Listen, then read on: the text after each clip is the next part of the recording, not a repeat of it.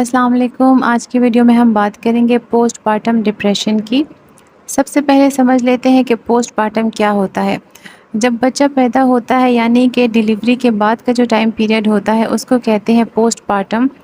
بچے کی پیدائش ہونا خوشی کی بات ہے جس کو ہر کلچر میں سیلیبریٹ کیا جاتا ہے، لیکن فیمیلز کے لیے یہ ٹائم کافی ٹف ہوتا ہے کیونکہ فیمیلز میں کافی ہارمونل چینجز آتی ہیں، فیئر اور انگزائٹی ڈیولپ ہوتا ہے، چائلڈ برتھ کا سٹریس ہوتا ہے، فائنینشیل چینجز آتی ہیں، کنفیوژن اور ڈاؤٹ ڈیولپ ہوتا ہے، یعنی کہ جیسے کنفیوژن ہوتی ہے کہ میں اچھی مدر بن پاؤں گی یا نہیں، میں اپنے بچے کی صحیح سے کیئر کر پاؤں گی یا نہیں۔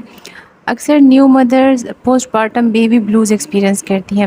اب پوسٹ پارٹم بیبی بلوز کیا ہوتا ہے؟ چائلڈ برتھ کے بعد کامنلی فیمیلز جو ہیں موڈ سوئنگز ایکسپیرینس کرتی ہیں، ان کو رونا بہت آتا ہے، انگزائٹی ہوتی ہے، سونے میں ڈیفیکلٹی ہوتی ہے۔ بیبی بلوز ڈیلیوری کے بعد 2 سے 3 دن میں شروع ہوتے ہیں اور 2 ویکس میں یہ سمٹمز خود ختم ہو جاتے ہیں۔ اس میں فیملی کا سپورٹیو ہونا بہت ضروری ہوتا ہے، لیکن کچھ فیمیلز کی یہ سمٹمز سیویئر ہوتے ہیں اور 2 ویکس کے بعد بھی ختم نہیں ہوتے۔ اس کو کہتے ہیں پوسٹ پارٹم یا پیری پارٹم ڈپریشن۔ اب اس کو پیری پارٹم ڈپریشن بھی اس لیے کہا جاتا ہے کیونکہ کبھی کبھی یہ سمٹمز ڈیورنگ پریگننسی سٹارٹ ہوتے ہیں اور چائلڈ برتھ کے بعد بھی کنٹینیو رہتے ہیں۔ ریئرلی ایسا ہوتا ہے کہ ایکسٹریم موڈ ڈس آرڈر ڈیولپ ہو جاتا ہے جس کو کہتے ہیں پوسٹ پارٹم سائیکوسس۔ ابھی تک ہم نے بات کی پوسٹ پارٹم بیبی بلوز کی۔ پوسٹ پارٹم بیبی بلوز کیا ہوتا ہے؟ یعنی چائلڈ برتھ کے 2 سے 3 دن کے اندر ڈپریشن کے کچھ سمٹمز ڈیولپ ہوتے ہیں اور 2 ویکس میں ختم بھی ہو جاتے ہیں۔ اگر یہ سمٹمز سیویئر ہوں اور 2 ویکس سے ایکسیڈ کر جائیں تو یہ ہوتا ہے پوسٹ پارٹم ڈپریشن، یا اس کو پیری پارٹم ڈپریشن بھی کہتے ہیں کیونکہ کبھی کبھی یہ سمٹمز ڈیورنگ پریگننسی سٹارٹ ہو کر چائلڈ برتھ کے بعد بھی کنٹینیو رہتے ہیں۔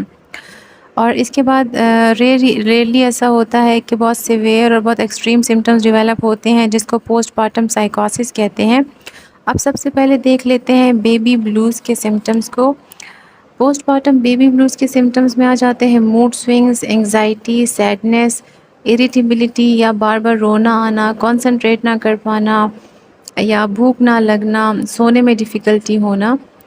اس کے بعد اگر ہم بات کریں پوسٹ پارٹم ڈپریشن کے سمٹمز کی، تو پوسٹ پارٹم ڈپریشن کے سمٹمز زیادہ انٹینس اور زیادہ ٹائم رہتے ہیں اور یہ لائف کو زیادہ افیکٹ کرتے ہیں کیونکہ ایسی مدرز اپنے بچے کی کیئر نہیں کر پاتی، ڈیلی ٹاسک کو پرفارم نہیں کر پاتی۔ اس کے سمٹمز میں آ جاتے ہیں سیویئر موڈ سوئنگز، یا تو ہر ٹائم دل اداس رہتا ہے، بہت زیادہ رونا آتا ہے، بچے کے ساتھ بانڈ نہیں بن پاتا، فیملی اور فرینڈ سے دور ہو جاتے ہیں ایسی مدرز۔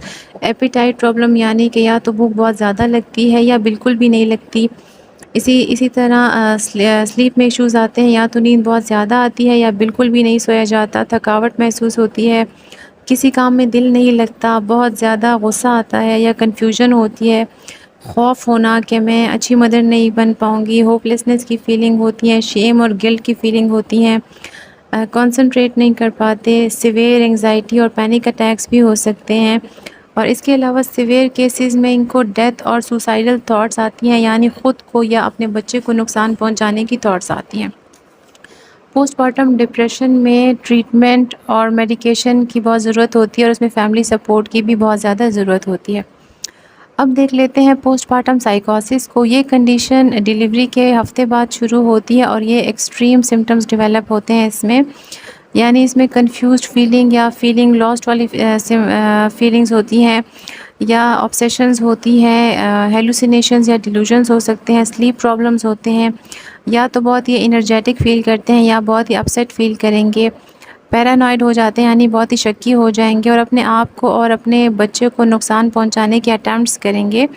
پوسٹ پارٹم سائیکوسس لائف تھریٹننگ بیہیویئر اور لائف تھریٹننگ تھاٹس کو لیڈ کرتا ہے، اس لیے اس کے لیے امیجیٹ ٹریٹمنٹ ریکوائر ہوتی ہے۔ کچھ سٹڈیز یہ بتاتی ہیں کہ پوسٹ پارٹم ڈپریشن فادرز بھی ایکسپیرینس کر سکتے ہیں، جیسے کہ وہ بھی تھکاوٹ فیل کر سکتے ہیں، اینکشیسنس فیل کر سکتے ہیں، ان کو بھی ایپیٹائٹ چینجز اور سلیپنگ پیٹرن میں چینجز آ سکتے ہیں۔ جو فادرز ینگ ہو یا جن کی ڈپریشن کی ہسٹری رہی ہو یا ریلیشن شپ ایشوز کی ایکسپیرینس کیے ہوں انہوں نے، یا کوئی فائنینشیل پرابلم سے گزر رہا ہو، تو ان کو بھی پوسٹ پارٹم ڈپریشن کے رسک ہو سکتا ہے، اور وہ ان کو جو سمٹمز ہوتے ہیں وہ سیم ویسے ہی ہوتے ہیں جیسے کہ مدرز ایکسپیرینس کرتی ہیں۔ اس کے بعد اگر ہم اس کی کازز کی بات کریں تو کوئی بھی سنگل یا ایگزیکٹ کاز نہیں ہے پوسٹ پارٹم ڈپریشن کی، لیکن جینیٹکس اور فزیکل چینجز اور ایموشنل ایشوز رول پلے کر سکتے ہیں۔ جینیٹکس میں جیسے کہ اگر پوسٹ پارٹم ڈپریشن کی فیملی ہسٹری رہی ہو تو اس کے ڈیولپ ہونے کے چانسز ہو سکتے ہیں۔ فزیکل چینجز جیسے کہ فیمیلز میں ہارمونل چینجز آتے ہیں تو یہ بھی لیڈ کر سکتا ہے پوسٹ پارٹم ڈپریشن کو۔ اس کے علاوہ ایموشنل ایشوز جیسے کہ کنفیوژن ہونا، ڈاؤٹ ہونا، انگزائٹی ہونا، فیئر ہونا، سلیپ پیٹرن میں چینجز آ جاتی ہیں، ایپیٹائٹ چینجز آ جاتی ہیں، تو یہ سب بھی لیڈ کرتا ہے اس کے ڈیولپمنٹ کو۔ آج کے لیے اتنا ہی، مزید ویڈیوز کے ساتھ پھر ملیں گے۔ اللہ حافظ۔